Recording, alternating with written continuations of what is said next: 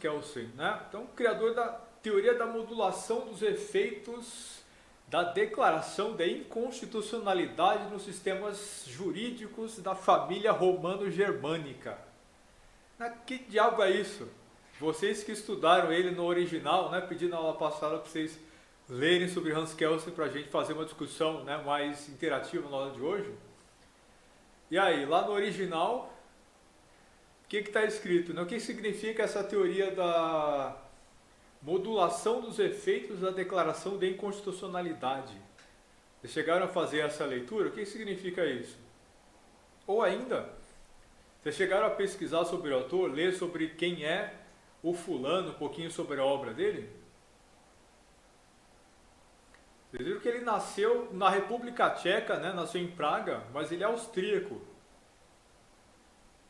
Isso não tem a ver muito com a aula de filosofia jurídica, mas se vocês se lembram, né, das aulas de teoria geral do Estado, né, essa questão do processo de formação de fronteiras, né, e tudo mais, vocês vejam que coisa interessante. Ele era um austríaco, nascido em Praga, na República Tcheca, porque na época em que ele nasceu, né, ele nasceu no Império Austro-Húngaro.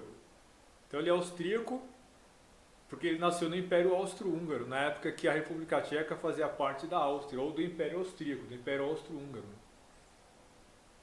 E ele era judeu, mas um germânico, né, étnico. Então, apesar de ter nascido em Praga, né, na República Tcheca, ele é, né, um típico judeu austríaco, né? Então isso teve uma influência muito grande, muito importante na vida dele, principalmente pelo momento histórico que ele viveu, né? Entre o final do século XIX e o começo do século XX.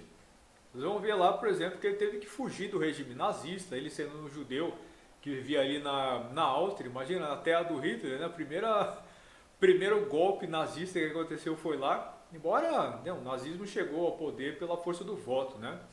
Mas, primeiro grande processo de ascensão do fascismo, né, nessas áreas germânicas foi justamente ali ter bastante relação com a Áustria. Então vejo que ele foi, né, um dos grandes formuladores do pensamento jurídico num período histórico bastante conturbado e bastante problemático, né? Então ele está pensando direito em contexto em que as fronteiras do jurídico, do social, do sociológico estavam profundamente cindidas e sendo redefinidas. Aqui estava se redefinindo nesse momento histórico as fronteiras entre as ciências, mas não só isso, né? A ideia de certo e errado, a ideia dos limites sobre aquilo que o poder pode fazer ou não, né? Então vocês imaginam que do ponto de vista legal, do ponto de vista eminentemente jurídico, né, o que os nazistas fizeram de ilegal, o que eles fizeram de irregular, né, quando criaram campos de concentração, quando implementaram todos os elementos fundamentais daquele regime nazista, o que eles fizeram do ponto de vista estritamente jurídico que nós poderíamos chamar de ilegal ou de irregular? Nada, né? Porque tudo aquilo que eles fizeram foi dentro da lei que eles mesmos criaram. Eles criaram leis que permitiam fazer aquilo. Então veja que coisa interessante. Todos os elementos da legislação nazista tornavam os argumentos nazistas legalizados. Então vejam que o direito é a expressão da vontade de quem manda da forma mais estrita, da forma mais bruta que vocês podem imaginar, dando razão absoluta para Maquiavel, para Hobbes, para todos os autores dessa vertente que separam completamente direito de moral e pensam direito como sendo estritamente fruto das relações de poder, da maneira mais chucra, da maneira mais visceral possível. Correto? Hans Kelsen faz uma coisa parecida, né, ao longo da sua obra, mas não só separando o direito da moral, mas ele separa o próprio estudo do direito daquilo que seria critérios de consciência ou de categoria moral. Veja que coisa interessante, nós vamos ver mais adiante que o Hans Kelsen, ao criar sua teoria pura do direito, ele propõe que o direito seja completamente separado, que ele seja em completa dissonância com as ideias da moral, mas não só isso, do próprio estudo filosófico e do estudo da sociedade. Ele separa pensamento filosófico e social do pensamento jurídico. Vocês viram isso, né, na sua leitura sobre a teoria pura do direito? É uma proposta bastante curiosa. Seria mais ou menos o seguinte: vocês imaginam um arquiteto, né, querendo fundamentar o pensamento arquitetônico. Aí ele cria uma teoria da arquitetura que diz que a arquitetura ela não é explicada pela ciência da mecânica, pela física. A arquitetura não deve ser explicada pela engenharia. A arquitetura é arquitetura. Então ele cria a teoria pura da arquitetura, em que o pensamento arquitetônico explica-se por si mesmo, completamente separado da matemática, da física, da engenharia. Então vocês imaginam quão polêmico é isso, né? Quão polêmico é uma obra desse sentido.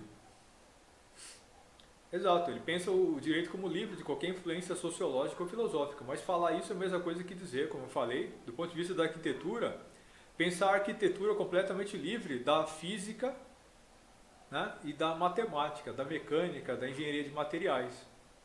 Não tem, né, muito sentido para a esmagadora maioria das pessoas. Então a obra é muito interessante, a leitura que ele faz é muito interessante, mas é profundamente polêmica, né?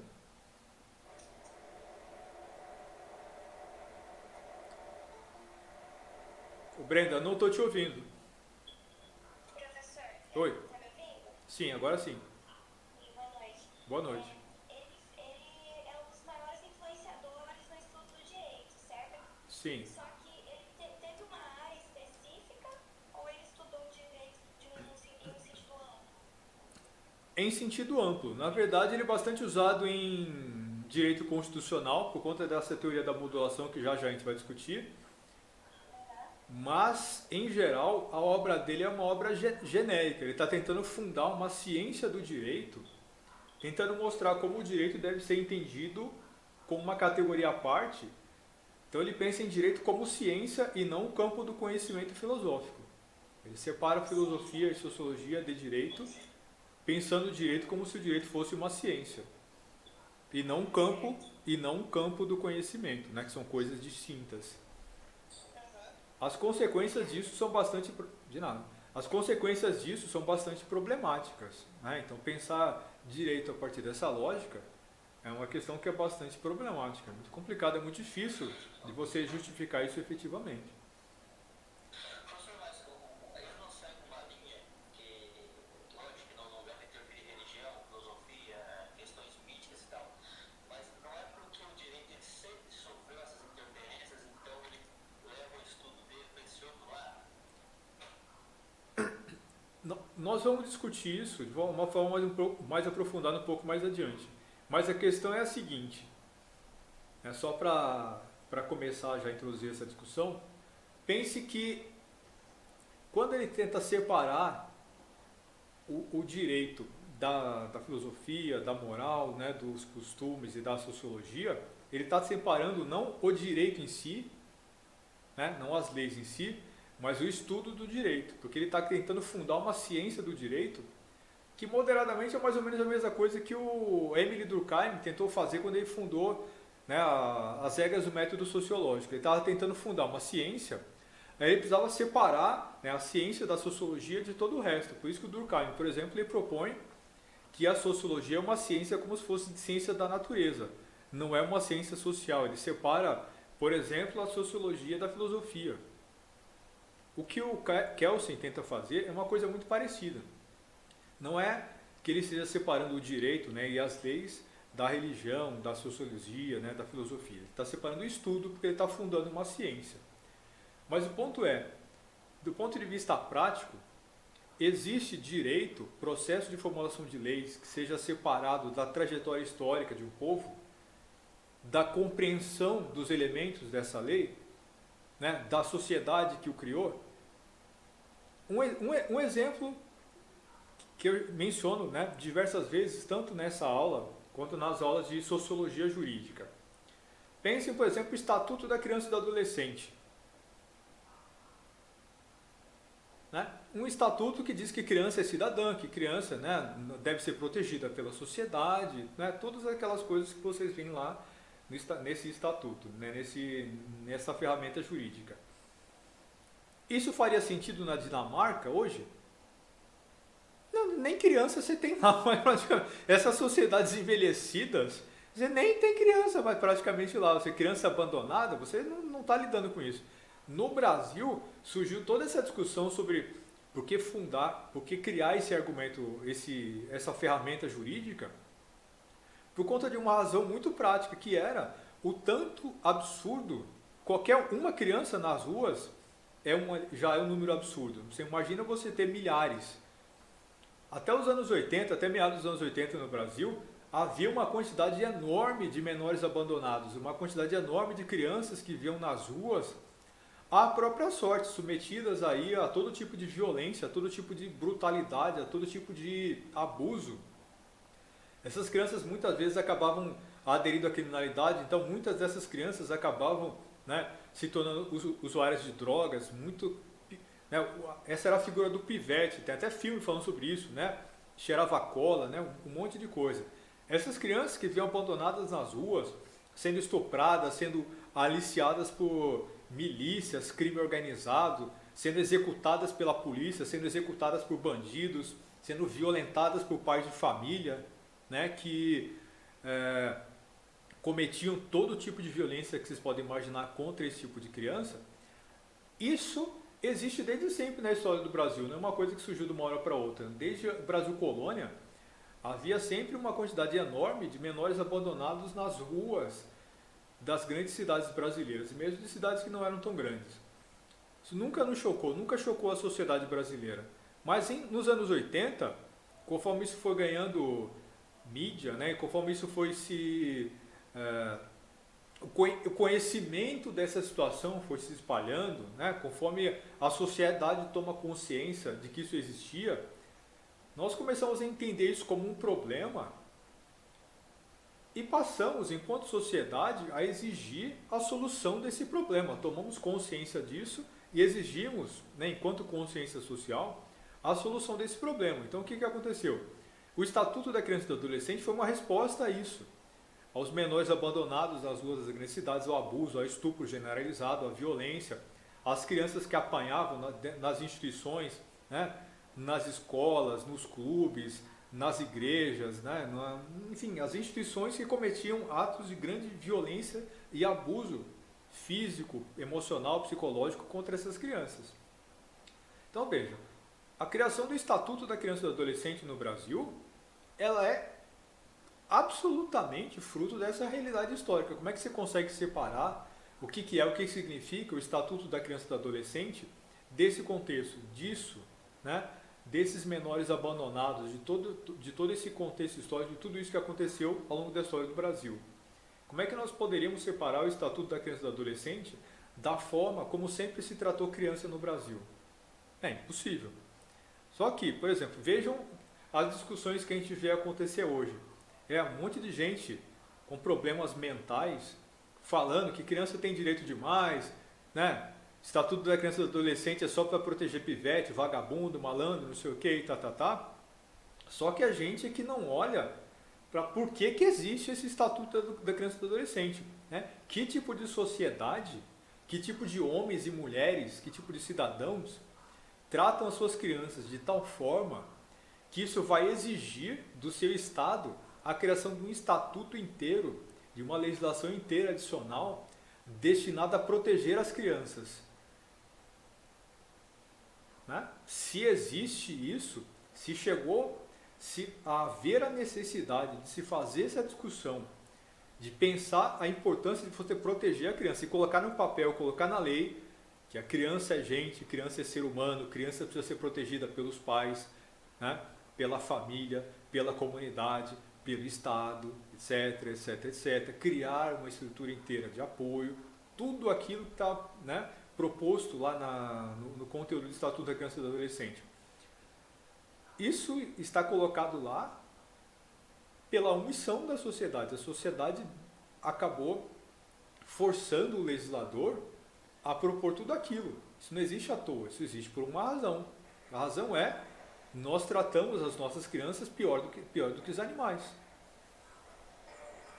Fala, Esther. Oi. Eu ia comentar que é igual a Lei Maria da Penha. Também. Muita gente hoje em dia está falando que por que não existe uma lei João da Penha? Por que Mário da Lapa.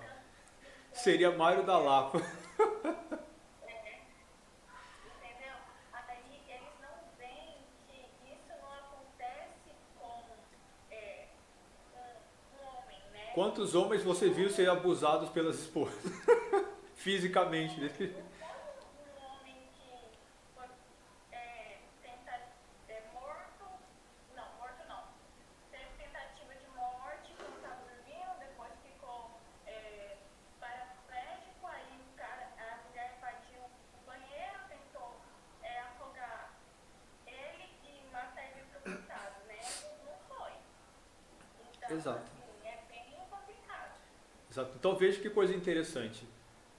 As mulheres que matam os seus maridos, e acontece em alguns casos, são geralmente psicopatas. A gente não está falando de gente com algum nível pequeno de desvio, né, social, tipo, a pessoa cometeu alguns crimes, fez alguma coisa e também matou o marido. Na verdade, mulheres que matam os maridos geralmente são psicopatas, gente com, né, problemas muito mais graves do que somente comportamento social.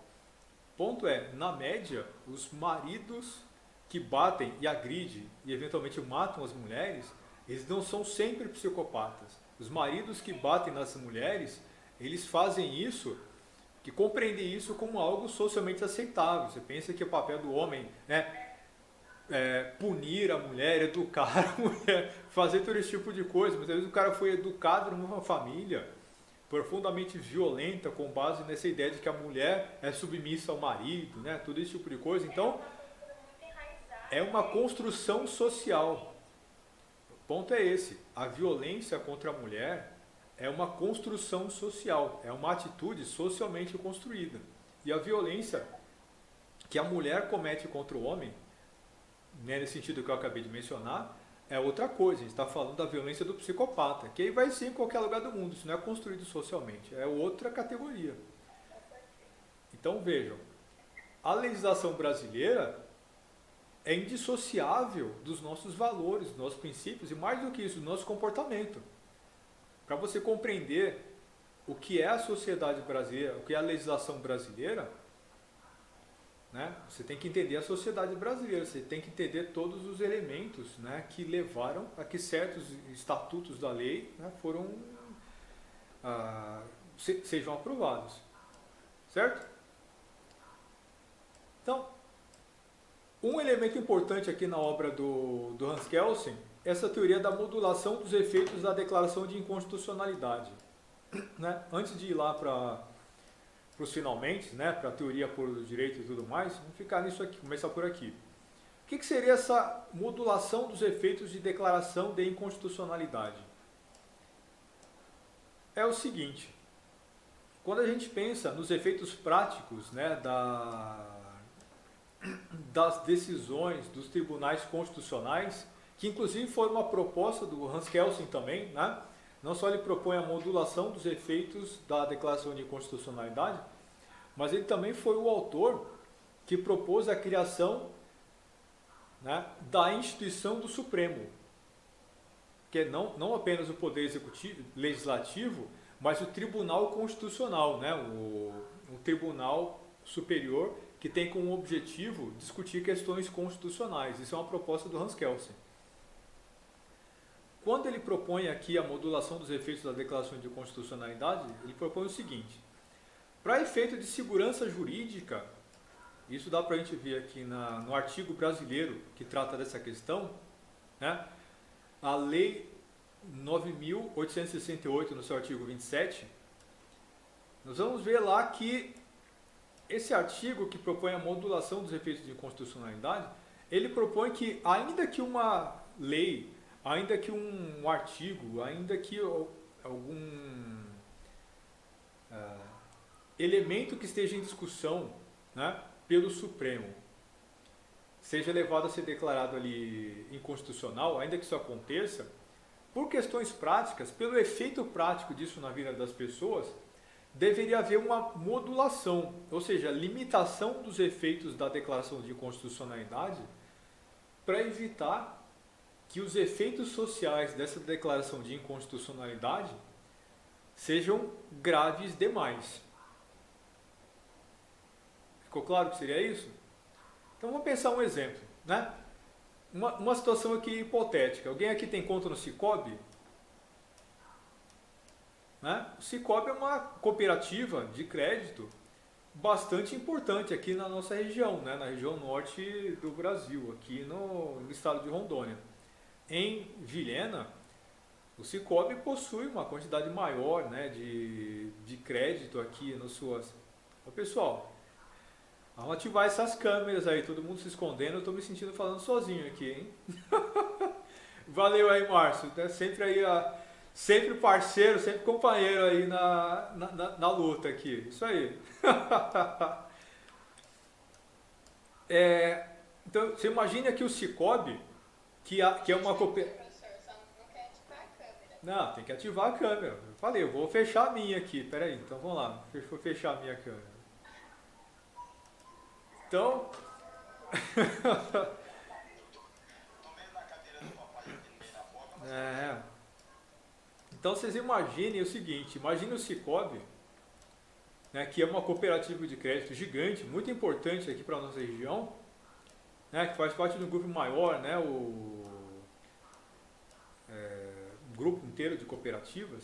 Então você imagina se as cooperativas de crédito, que muitas vezes atuam como bancos, né, tem uma série de atribuições, né, também do sistema bancário, elas não pudessem mais atuar. De repente, um grande banco entra com uma ação de inconstitucionalidade dizendo que se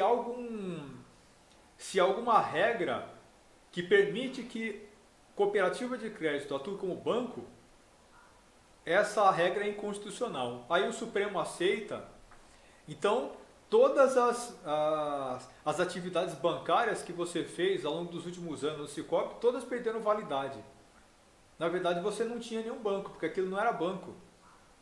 Imagina as consequências disso. E isso teria efeito retroativo, né? Se fosse declarado inconstitucional, porque se o Supremo decide que cooperativa não é banco e não pode agir como banco, não pode ter nenhum tipo de atribuição do sistema bancário, então tudo aquilo que você fez perdeu efeito. Imagina as consequências disso para o sistema econômico. Seriam bastante graves. Então o que é a modulação? O Supremo até declararia a inconstitucionalidade das instituições de crédito, né, das associações de crédito, das cooperativas de crédito, se comportarem no todo ou em parte como banco, mas essa inconstitucionalidade passaria a valer apenas a partir de um determinado momento no futuro. Então, a inconstitucionalidade passa a valer exclusivamente a partir do momento em que a declaração de inconstitucionalidade foi promulgada efetivamente ou a partir de uma data marcada para o futuro. No passado, tudo aquilo que aconteceu passa, né, a ser considerado válido.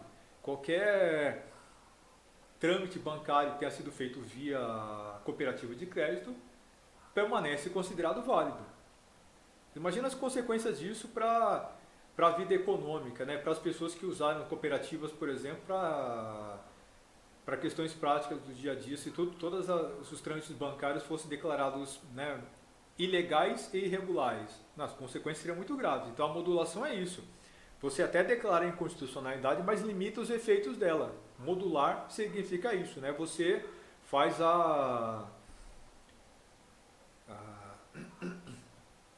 você cria um escopo a partir do qual, né, os efeitos dessa ação vão passar a efetivamente entrar em vigor. Correto? Então, a modulação dos efeitos de inconstitucionalidade tem a ver com isso. O Supremo declara inconstitucional... seria como... fugiu o termo agora.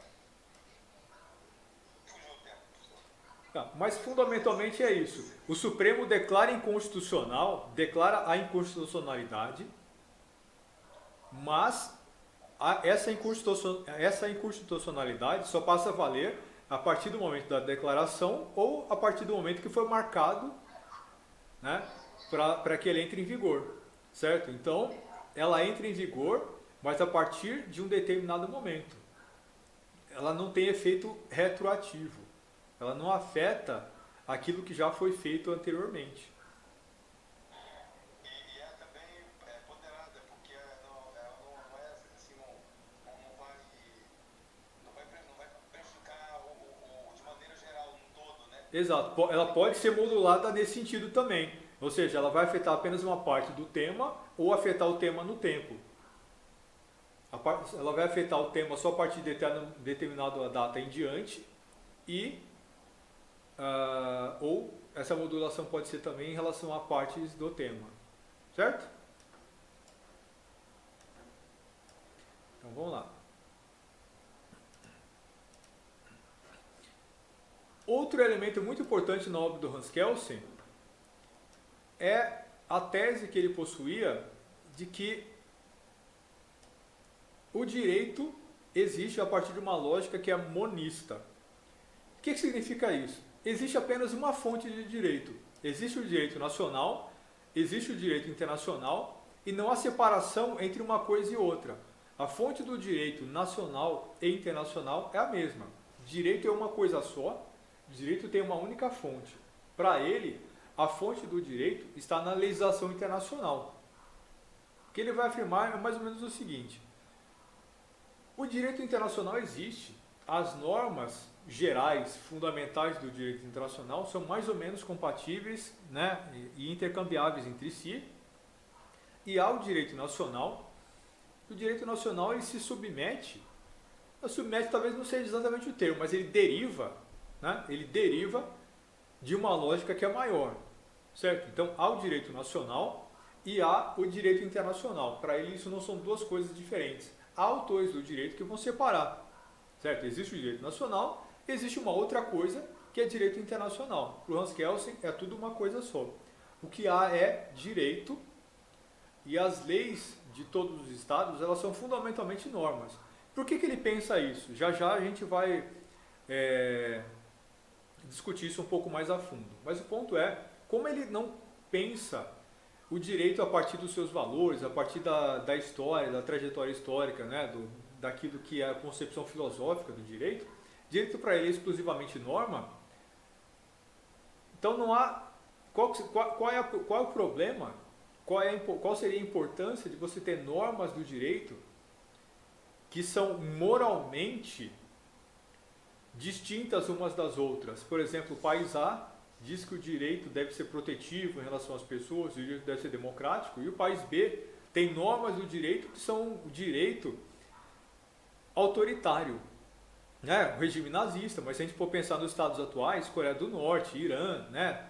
a Venezuela, a Arábia Saudita, né? E todos os países que são ditatoriais, todas as ditaduras, elas têm um direito que não é um direito moral, né? É o direito voltado para a preservação do poder de quem manda, né? Poder é uma arma na mão de quem ocupa os cargos políticos, de quem possui posições de privilégio. Sempre foi assim, todas as ditaduras são exatamente possuidoras do mesmo tipo de estrutura. O ponto é, do ponto de vista do Kelsen, e daí se isso é moral ou imoral? E daí que isso é problemático? Isso é problemático se você estuda sociologicamente o direito. Só é problemático se você olha para o direito a partir da sua construção histórica e social. Se você pensa no direito exclusivamente como norma, como regras que estão lá para ser aplicadas e pronto, né? Direito puro separado de considerações sociais, são só normas. Então você tem normas do direito internacional, uma inspiração nacional de direito interno, né? Com alguma relação com isso. E o ponto é, a única separação concreta que existe entre os direitos dos vários povos são as suas considerações morais. Do ponto de vista eminentemente normativo, do ponto de vista eminentemente da sua aplicação, direito, pelo menos é isso que o Hans Kelsen propõe, né? Você deveria analisar exclusivamente as normas do direito e ponto. E nada mais, e nada além disso. Portanto, se você não pensa critérios morais, direito do estado A e direito do estado B não são diferentes, são só regras que estão aí para ser aplicadas. Fim.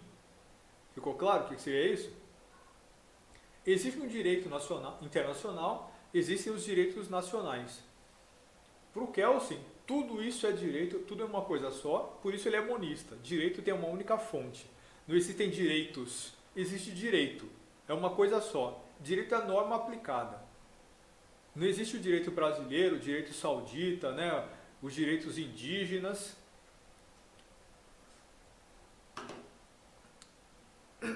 Pessoal, acho que essa plataforma do Meet está muito bugada aqui. Para mim, ela está travando faz muito tempo também, mas só no Meet. No programa aqui está tudo certo, não tem o que fazer, só se eu sair e voltar. Mas aí congela de novo, então vamos assim mesmo. Né? Depois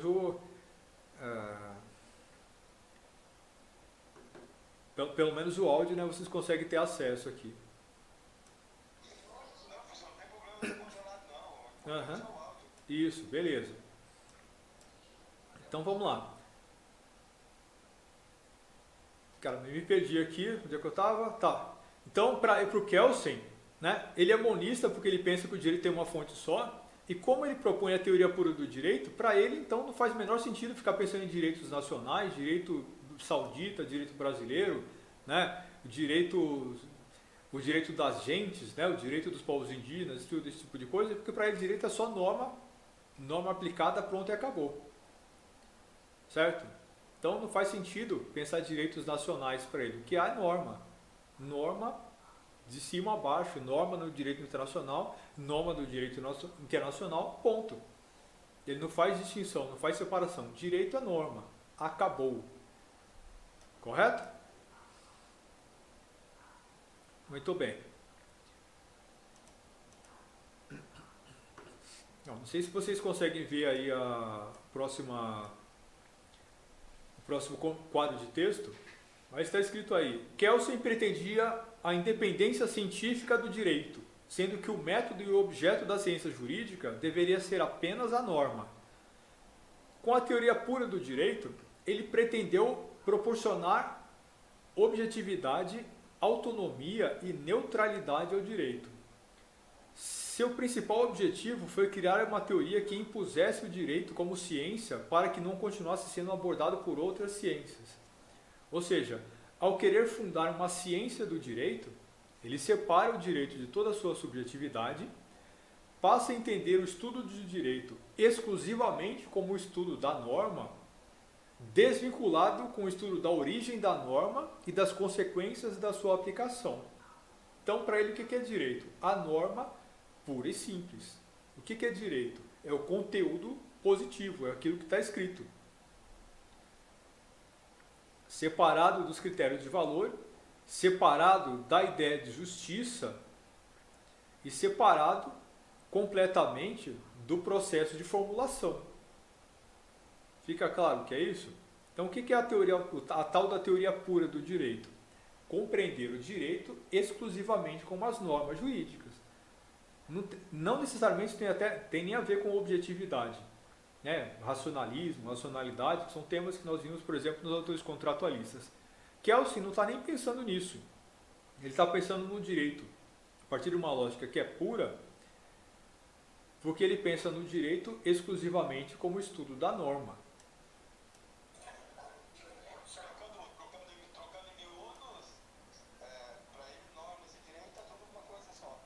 Para ele, direito é exclusivamente a norma. É só a norma. Norma sendo aplicada. Você não defende a pirâmide? Seria a Constituição e viria descendo? Ou não? Eu interpretei errado. Como assim? Ele não defende que o direito é único, né? Isso tudo que a gente já conversou. É o monismo, que é uma fonte única do direito, exatamente. Isso. Mas ele não defende que esse direito ele seria defendido pela Constituição, estaria acima de tudo, uma forma de pirâmide? Sim, não foi ele que propôs a pirâmide, embora exista, né, a tal da pirâmide de Kelsen, que é o direito a partir da sua fonte constitucional e depois, né, as suas instâncias menores. De fato é isso, mas veja que mesmo tendo em mente a pirâmide, ele pensa o direito como uma fonte única, né? O direito constitucional, ele tem origem, né, nas regras do direito internacional, e quando ele fala em termos de pirâmide, para ele isso só significa o seguinte: as regras do direito, né, ou as normas do direito, elas têm alcances diferentes. Portanto, você vai ter as normas do direito constitucional regulamentando questões constitucionais. Por exemplo, para isso você precisa do Tribunal Constitucional para definir, né, efetivamente a aplicação das regras do direito no seu nível constitucional. Mas depois você tem outras instâncias das normas e cada uma delas existe porque elas têm alcance menor. Por exemplo, o regimento interno de um clube de futebol. Isso é norma? Isso é regra? Isso é direito? Sim.